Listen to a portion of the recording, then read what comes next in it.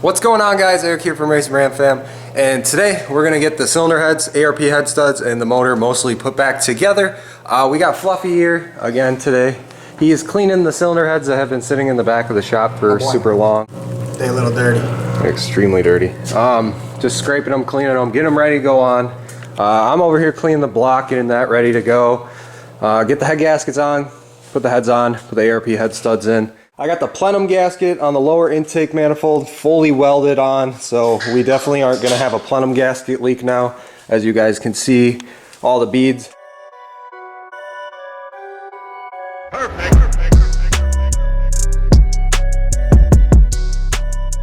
This cast steel was extremely dirty, and it actually welded pretty decent. I'm happy with how it turned out, and we're never going to have a plenum leak ever again because I welded it. What gasket? Yes. So this is a bulletproof way to make sure we never have a boost leak through our plenum gasket. I did not do any port and polishing in the intake manifold because it's a stock intake manifold, and I was like, well, there's a lot of upgraded ones and I didn't want to waste my time on it. Plus, this is supposed to be somewhat of a stock rebuild, and I don't know if the guy at home has carbide bits and all that stuff to sit there in hours of time to port and polish an intake manifold. So we got stock heads, stock intake manifold, but we have a big dirt nasty cam, as you guys saw in my last video. We got that installed right there. Big old nasty in there. So just got on these brand new Cometic MLS 27 thousandths compressed thickness head gasket. And these are the head gaskets I was talking about, guys. Multi-layer steel. You can see the 3 layers of steel right here.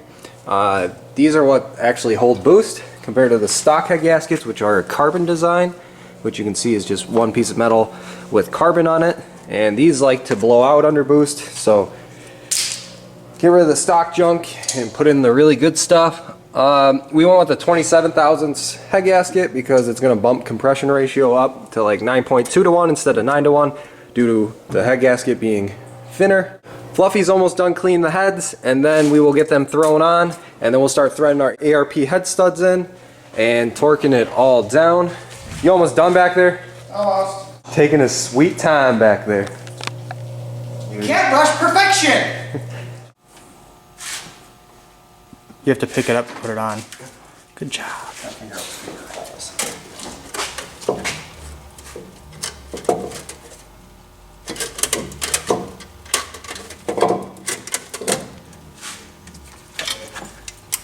Boom. Alright, ARP head stud time, boys. Woo! These are on. It's looking good. We didn't even paint them and it's looking good. We're painting them still? Yeah. But we didn't even paint it and it's looking good. It's gonna be one crusty, rusty pig. True. The power pig. That's what it's supposed to be, right? Yes. Bingo. Maybe. Use the right tool for the job. The bolt. It worked. It did. Alright, boys, we got our ARP head studs right here. These are a stud. Studs are way better than bolts just due to their clamping force. I think the stock head bolt torque is like 90 foot-pounds, and these are like probably 110.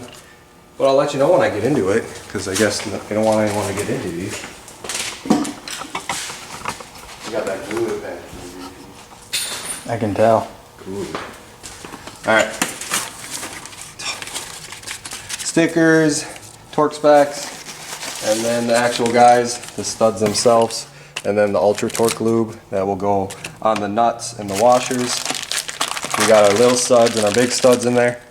If you guys want to pick up these ARP head studs, there will be an Amazon link down in the description below. Click on that, purchase them through that, helps the channel, and you guys get some sweet ARP head studs for all the boost for these 5.2 and 5.9 Magnums.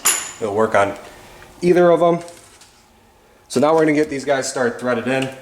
You could just thread them in. The only part we need the ARP torque lube is for the actual like fine thread part where the nuts go on. And these torque specs to sticker.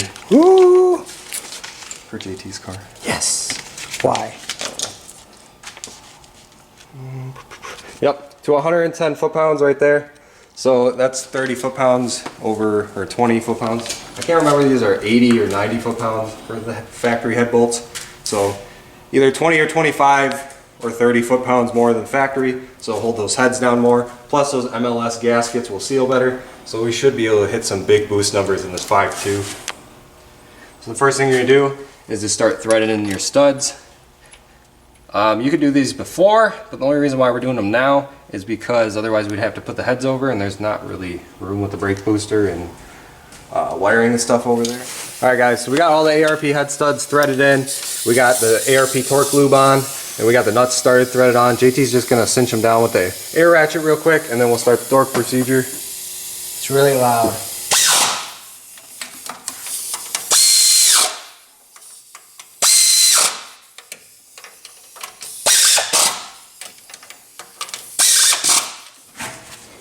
Alright guys, so we got those cinched down with the air ratchet. So the final torque is 110 foot-pounds. We got a nice torque wrench here. So we're going to divide that by 3, so it's about 35 foot-pounds a piece, so like 35, 70, 110. So we're going to start with 40, and then we'll do like 70, and then we'll do 110. You want to split it up just to get it to seat nicely. You don't want to just go straight to 110.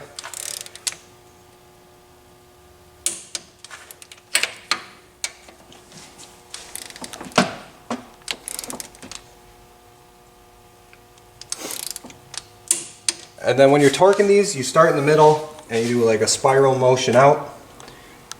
And you do that for all of them.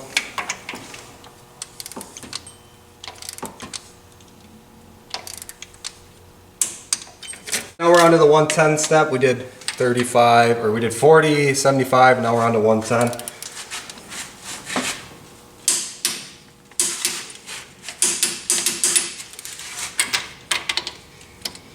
Again, we're doing it in that spiral motion, starting in the center and working our way out.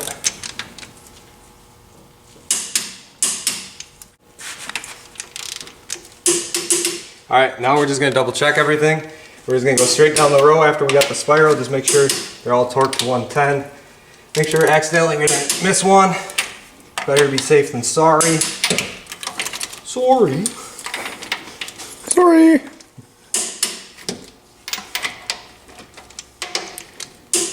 Good to go. Alright, heads are on, Cometic head gaskets, ARP head studs, big cam, upgraded valve springs. We should be able to spin 6,000 or more RPMs now.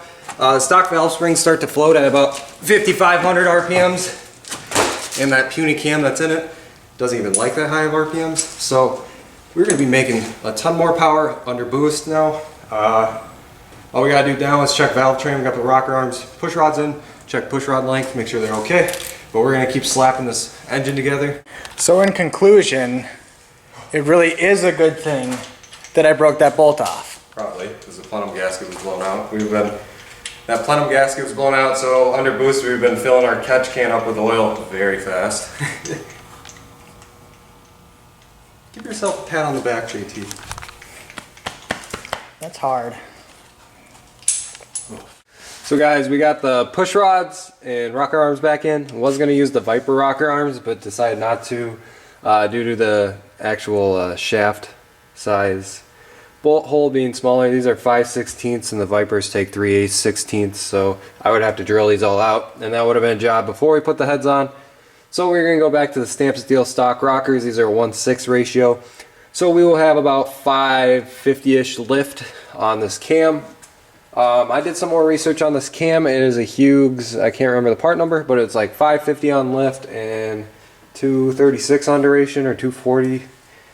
Yeah, I already forgot. But I'm going to show you guys how to check push rod length and make sure it's correct. So the first thing you want to do is get this guy to 0 lash. So by doing that, you just sit here and spin the push rod back and forth and slowly tighten the bolt until... So we want to get this to 0 lash, so there's going to be a point where it's kind of hard to turn this push rod. See how I'm kind of turning it back and forth? There's going to be a point where it gets kind of hard right there. Pretty hard to turn it back and forth, and there's no up and down movement whatsoever. Same thing on this guy. Like right there. So that's 0 lash right there. So now that we got to 0 lash, we're going to torque these down to 21 foot-pounds, and what we're going to do is actually count the amount of rotations that we get from tightening it down to the torque spec, We want between 3/4 of a turn and 1.5 turn for lifter preload. So let's get this on here. So we'll do halves. So that's half. There's another half.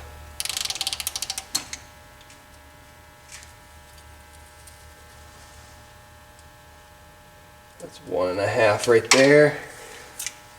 And so that's pretty close to 1.5, so we're going to call that good for push rod length. So that's how you check push rod length on a hydraulic lifter. These are a little bit too long because it was about 1 3/4 of a turn, and you want about 3/4 to 1.5 turns. We could put the old worn out push rods back in it because they have worn out through the years of 200,000 miles, and they're a little shorter than these guys. But I think we are going to be fine. It's close enough to being good. It's 1 3/4 and 1.5. I could add zero lash a little bit too tight. It was extremely close, so we're going to call it good. So we got the front cover put back on, water pump, harmonic balancer.